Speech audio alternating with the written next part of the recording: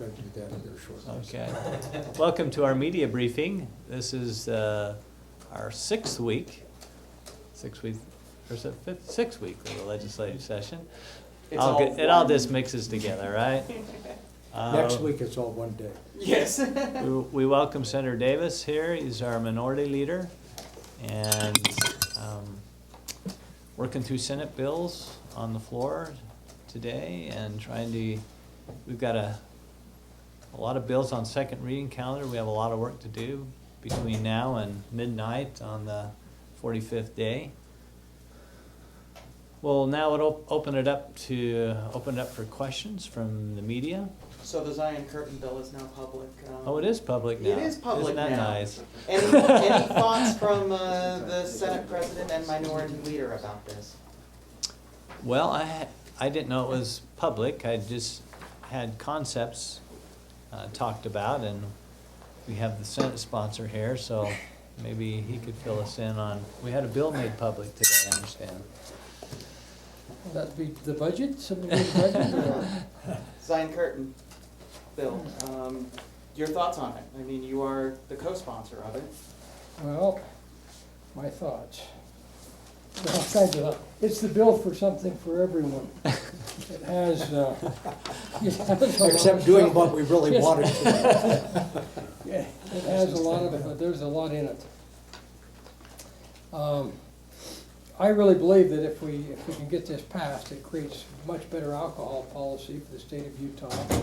And I believe that as we work through it, we'll find that it eliminates some of the problems we've had in the past. And it more clearly defines some of the areas that children could be in bars. I think it takes some of the fog away, and it takes away some of the problems we created when we created a Zion Curtin with a grandfathering part of it. Are you just basically taking the Zion Curtin and expanding it out? Because it looks like that from the way I read it, restaurants can no longer be grandfathered in. You have to pick and choose whether you have the moat or a separate area. You can keep the curtain, or you have to have a walled off separate structure area, keeping the bar areas completely separate from the waiting area and the restaurant. Unless you've got a different interpretation of that, Okay. I think we've got some differences here, but we are still in negotiation with some of the parties involved in this, one of them being the Restaurant Association. And hopefully we'll be through that by this afternoon. But there are a few issues we're still working on. But you know, when you talk about the extension of the wall, I think we're talking about in a bar area where children just can't be in the bar area, so that's the end of it. But are you requiring a physical structure then to separate children? There's a physical structure, but it's 42 inches tall. That's why you're calling it a moat, and it's 10 feet out from the bar. Okay. So it's not.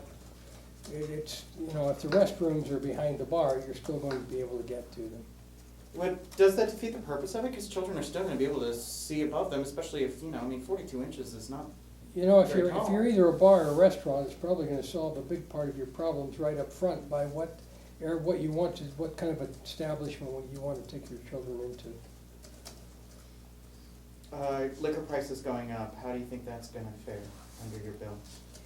Well, they haven't, other than through the market, that certainly there hasn't been any portion of that go up that's come back to the state of Utah, other than through rises in, they just take a percentage on the cost of alcohol.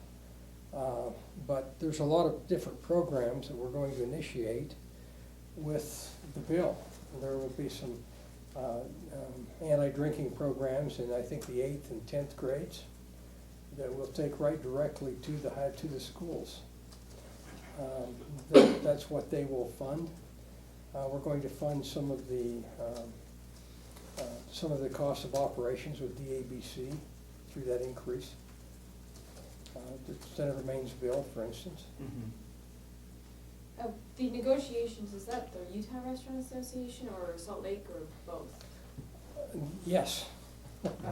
Now, there's restaurant associations in general have some questions involving what's happening here. Is it that buffer area, that 10-foot area? That's the 10-foot area, and that 10-foot area has been that has been 15 feet at times. You can see that may be devastating to a very small restaurant. And so we've negotiated various points as we've gone through this process.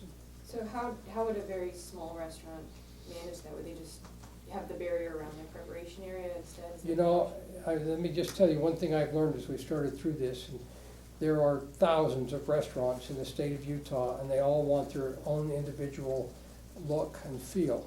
I think all of us in here know that. And so that's going to have to be something that we try to get, we have to make it fit, because that will be the law when we finish with this bill. But in some places, we'll find a lot of difficulty, in others, it will be a very easy thing to solve. Some probably already had it solved, but I think the number of restaurants in the state right now is in the 4,000 range. When you say you have to make it fit, so there's not gonna be a way to accommodate those restaurants that are narrow, for example, or their setup just would not allow this 10-foot barrier? They just I'm have to sure give that- up serving liquor?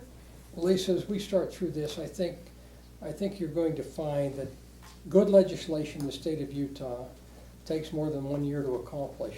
And I think what we're going to find as we get into this, we probably do have some pieces there that are going to have to be relooked at. And there will probably be some amendments that would come back another year to accommodate some of those. I can't tell you what they are. All I know is I've heard thousands already. Wouldn't the, Well, but what happens though to those restaurants in the meantime Uh, were built and are operating? Well, if in you, the current this law? has got an effective date on it that it comes on board. Any changes that have to be made, they're out in front of us. I wanna say they're into 18, so there'll be some time to make some adjustments if we have to. Before a restaurant would have to That's adapt to this. wouldn't most restaurants be better off if this didn't pass though? Because they're either grandfathered in or they've already complied with design curtain regulation. And, I mean, at this point, aren't they better off with nothing? If they don't have to start scanning IDs in that bar area, they don't have to post signs, they don't have to choose a license, they don't have to choose, they don't have to increase the markup. I think the answer to your question is that we tried to solve all the issues that we had out in front of us when we started this. And there are some of those issues, for instance, that we may go ahead and if some of the things could be taken out of the bill, and we could run the rest of the bill and leave it intact if we think we can get it through. Now, I think that's a question you all know, I mean, all of you know how this works, we have to have the votes to get it passed. But this is very good, solid alcohol policy. And people who tell me that the argument that I've heard a lot of times is that this isn't normal. There is no such thing as normal alcohol policy in 50 states. All 50 states are abnormal. On the issue, one of the things I noted in the bill, maybe you could provide some clarification, are you shrinking the distance between a restaurant that serves alcohol and a community location, be it a school, church, park, things like that? And are you eliminating the DABC's ability to grant a variance to that? That's correct. We're going to move, we will go to 600 feet on a bar, which is, I believe, where it is now, and I believe it's 600 feet on where you can serve alcohol, but we're changing it to where it says walkable distance. So that isn't, that isn't the most direct line, isn't 600 feet. It's, how would you walk there normally? Where do you cross the streets to get to the restaurant from the school, the church, and it's 450 feet on restaurants. Now, does that, I mean, I think of some of the situations the DABC Commission has had to grapple with lately, with some of these restaurants. Does that, in your mind, help or hurt them? It may help them on a restaurant and it may hurt them on a bar, and I'm just going back to, I've been in those DABC meetings and I've heard the arguments back and forth. And I've actually refereed those as when I was a mayor up in Layton a few times. And it looks like there's. Have we taken local control in this out? No, we're not taking As local far as control, Local control of distances? but that's always been there. Local control is not involved in the distances other than, but what we're saying is it's a walkable distance. I could give you an example, but I don't want to turn the entire press time into an alcohol discussion, but Oh, we're fine with that. But when you're you're eliminating though the DABC's ability to grant a variance, and one of the problems though that has arisen is when the entity is silent. In some cases, the LDS Church, when they have refused to weigh in, yes, no. But what we're doing is when you say a walkable distance span, what we're doing is we're really shortening that distance up considerably. Because if it's a straight line door to door, then it's 600 feet is a long way. I mean, you can move halfway down through a shopping mall and be out of compliance. If it's 600 feet and you have to cross a 150-foot road and move, you start moving the way people would walk to the restaurant, and a lot of the problems we've had with the ABC would be solved. What does the LDS Church think about this bill? Have you run it by them? You know, I have had no discussion. Representative Wilson has had discussion with the LDS Church on this bill, and I have had no discussion on this particular bill with them since last October. Can you talk about this morning, you and Representative Wilson were going to have a news conference with the unveiling of this bill? To do what you're doing now, answer these questions, although you would have had company this morning. Uh-huh. What happened there? Were you caught off guard by opposition to some things? No, we just think that, I know he spent a lot more time on this. Yesterday, there was time spent on this by both of us. And yesterday, he spent quite a bit more time than I did, and we felt as we talked this morning, it'd be best to hold off on a press release or a press conference until after we had met with a couple of associations that still have interest. So do you hope to hold a news conference tomorrow then? I think we would try to get together and have a conference when we get all the points resolved. This, the licensing structure of this bill, you're eliminating dining club and you're just going bar restaurant, right? It'll either be a bar or a restaurant. That was, of course, part of the creation back when the Zion Curtain with the grandfathering was created.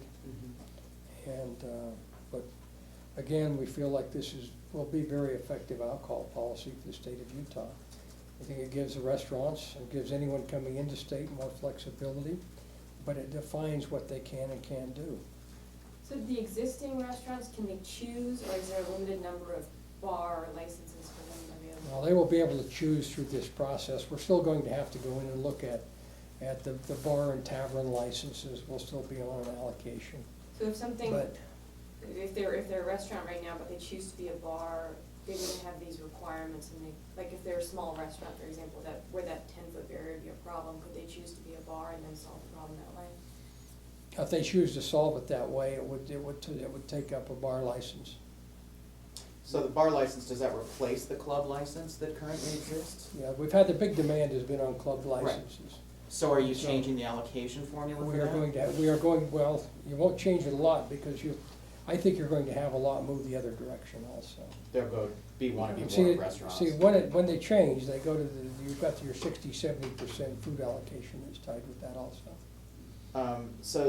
So you're not changing the percentage of club licenses available then, which is by population quota? Well, once we finish, there won't be any club licenses available. Right, because you're either a bar That's or correct. you're a restaurant. But I'm just saying, is the allocation changed then? Are you adding more licenses for bars? Because as we've seen, every month, the dogfight is for the bar license. Not for the bar license. Well, the club license, which will become the bar license. That's correct. So that's what I'm wondering, are you We're going to? changing allocation. Yeah. That's maybe one of those points we're still trying to discuss on this. I'm sure we're gonna create a lot of questions with this, and that's why I said it when we sat down. I believe that there will be some amendments that will have to come into play next year. That's why we want an effective date out in front of us that will fix some of these points. But when this was put in place with the grandfathering, that has done nothing but get more cluttered, and the longer it's there, the more cluttered it will become. One of the sections of the bill requires the ABC to review the formula and packaging of malt beverages, and also, it prohibits selling of malt beverages that are packaged in a way that might be confusing to consumers. Can you talk a little bit about the impetus for that? I can. What you hope to accomplish? There are some labeling issues that we have with alcohol in stores, and if you walk if you walk down the beer aisle in any store, you'll find, we call them Alka-Pops or fruity beers or whatever you would like to call them. But we've had at times, there have been Al's Apple Ale being sold next to the apples in the produce department as a health drink. And so we would try to eliminate some of the confusion to where these alcohol drinks end up in homes where they're not wanted, and they just need to be labeled better. And that's why I think you also look, and it limits the placement in the stores that sell the retail outlets to 2 places in the store. So where are you proposing those be? Yeah. Well, certainly the beer aisle, and we would prefer if it just stayed in the beer aisle, but I think by allowing them other placement, but not in areas where they can tie in to be sold as health drinks or considered as health drinks. I think what we're looking at is the stores ask specifically if they could display on pallets in the aisles rather than everything had to be inside of the beer cooler. And of course, the convenience stores are the same way. Is the review though of the malt beverage formulation an attempt to try to push those Alka-Pops or apple ales or root beers out of the grocery stores back into? We would like to tighten up on those considerably, and we would also like to, I think there's a movement to accommodate people that are, what is there's a term I've lost here, it's the,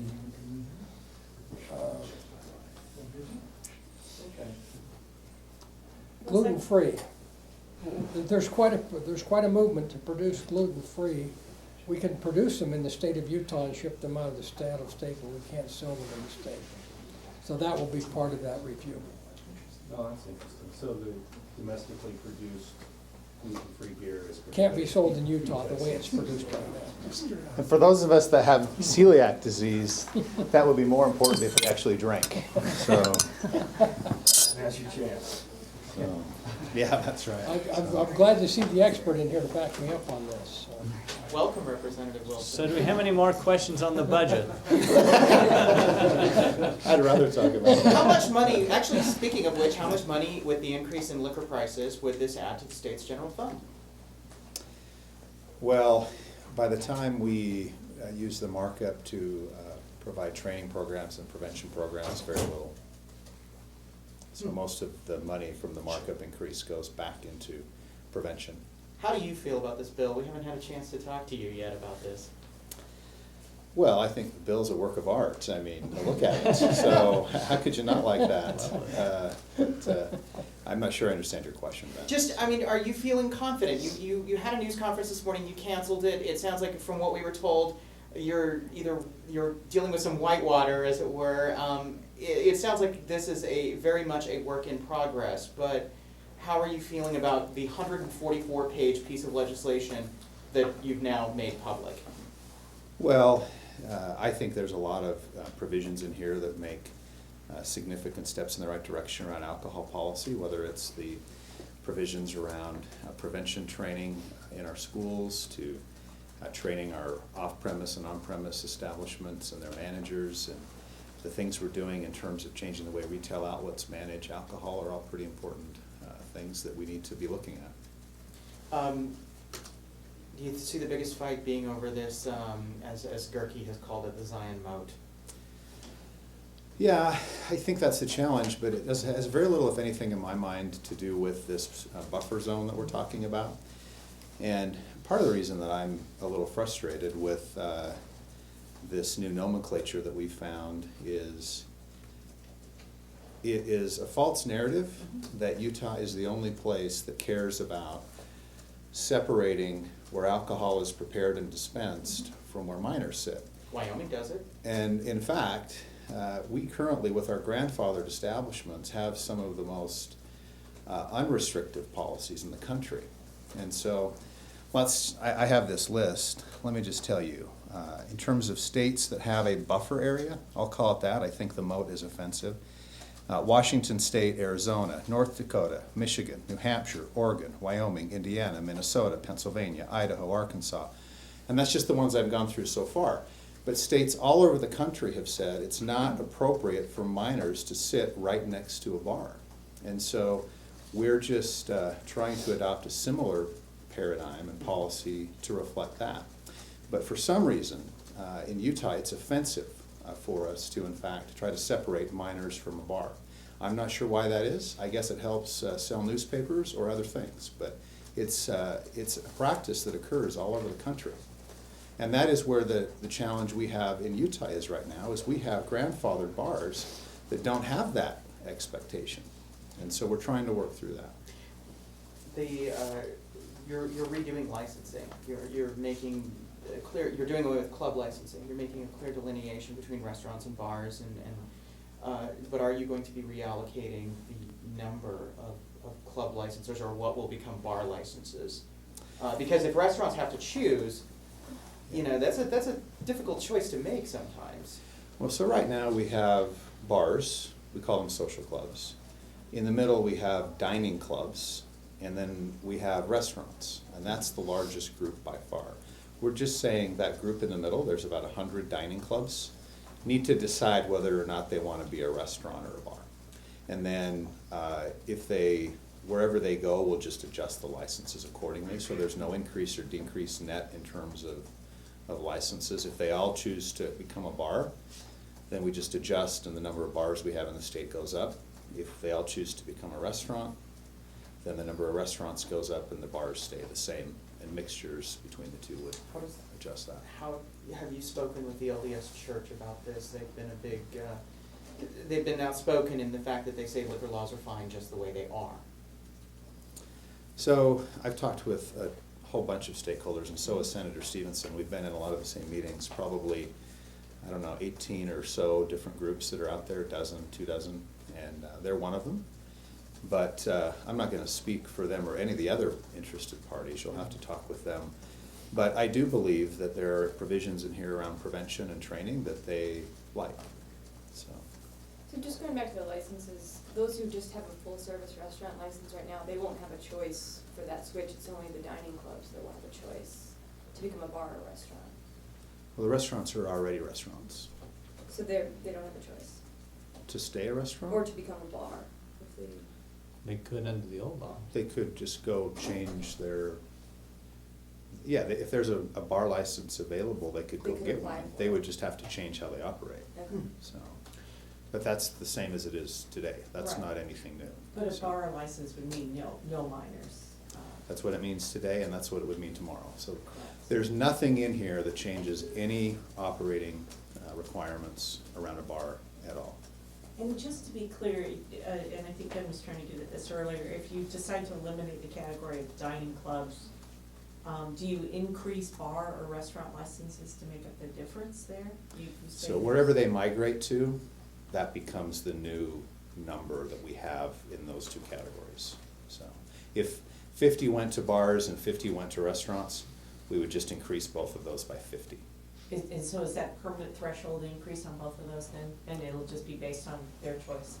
Correct. Wherever they migrate to, we'll adjust the number of licensees there. So they can go wherever they want to. I don't think there's any threshold on restaurants. They're actually Licenses, so there is. Yeah, there is a formula It's for a restaurants. Especially if you're full service limited. But we have, right now, there's 80 to 100 restaurant licenses available in the state. We very seldom, if ever, bump up against that, so. And what are the biggest obstacles that Bill faces right now? How fast do you hope to have a hearing?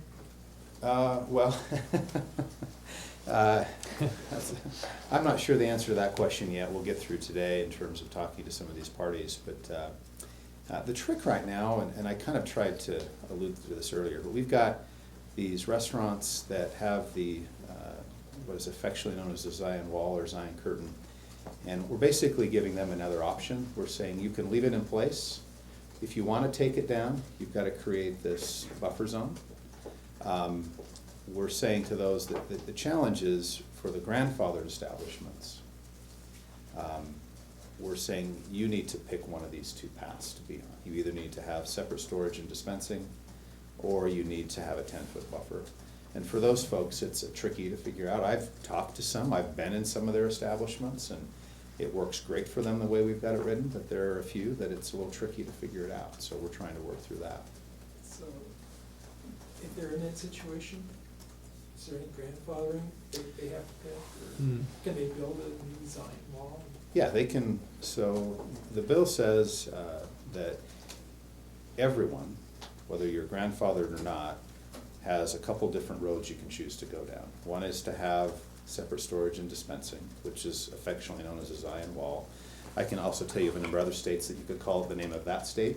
But you could choose that path, or you can choose to have a 10-foot buffer area. And so that's the decision point people have to get to. The grandfathering didn't work too well with the so-called Zion Curtain separate preparation area, so I hope we don't go down the road with a lot of grandfathering. There's no, the only thing that's grandfathered in here, President, are, we're clarifying the proximity from schools and churches and parks. And we're Right, saying right, that makes some sense, if too. someone fits within the clarification, we actually didn't change the distance, and we actually made the distance less for restaurants. Right now in the code, restaurants have to be 600 feet.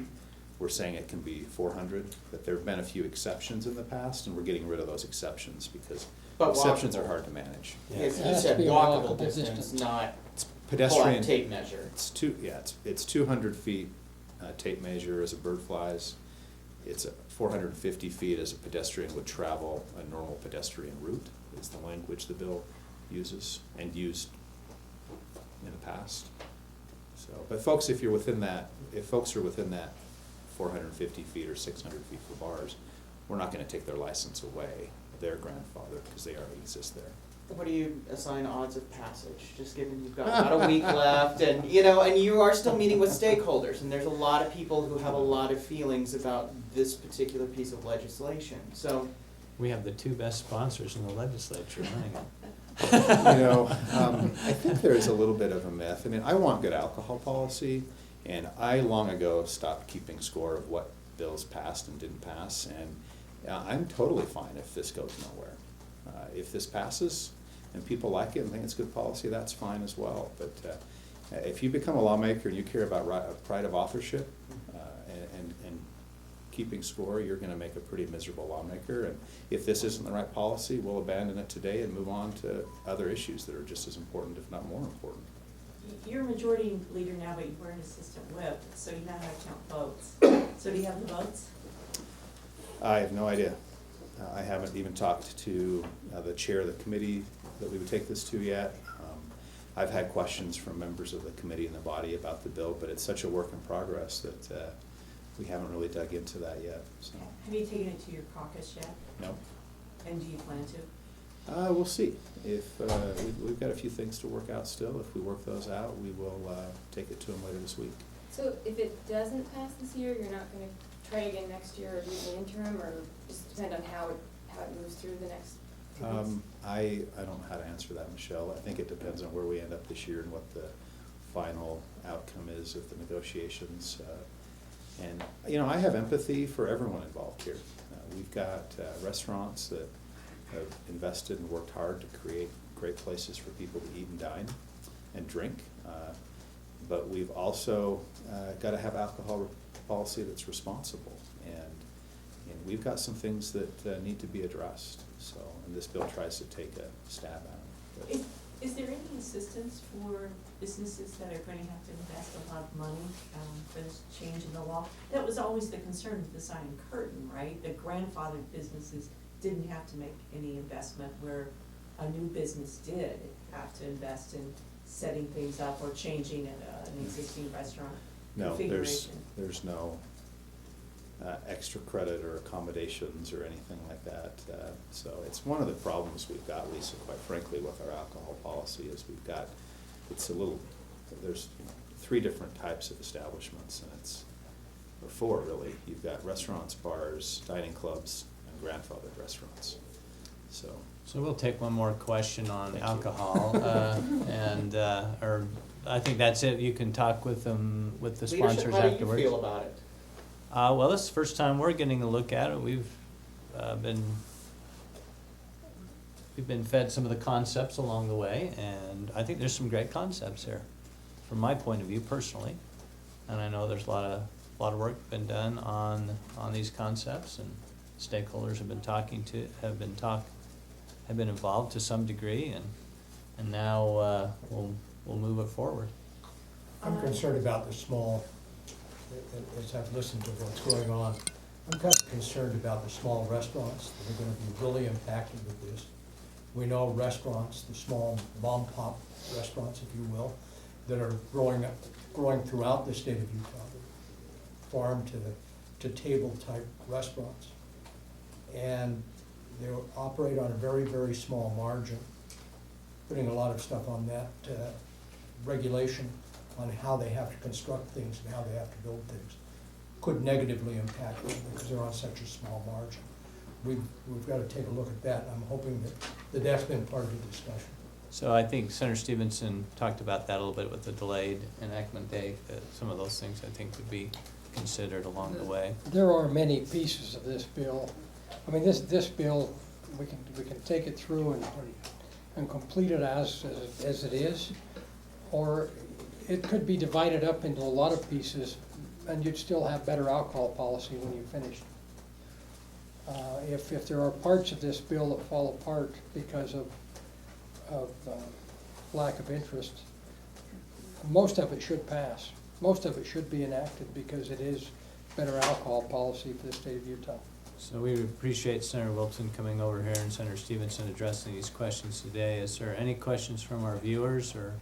We do have another one about alcohol policy, go figure. Will retail employees of the DABC be able to see pay increases? That's being covered in another bill. Senator Maine ran a bill that addresses some of those issues, and we'll see where that gets. It's on the floor in the House now.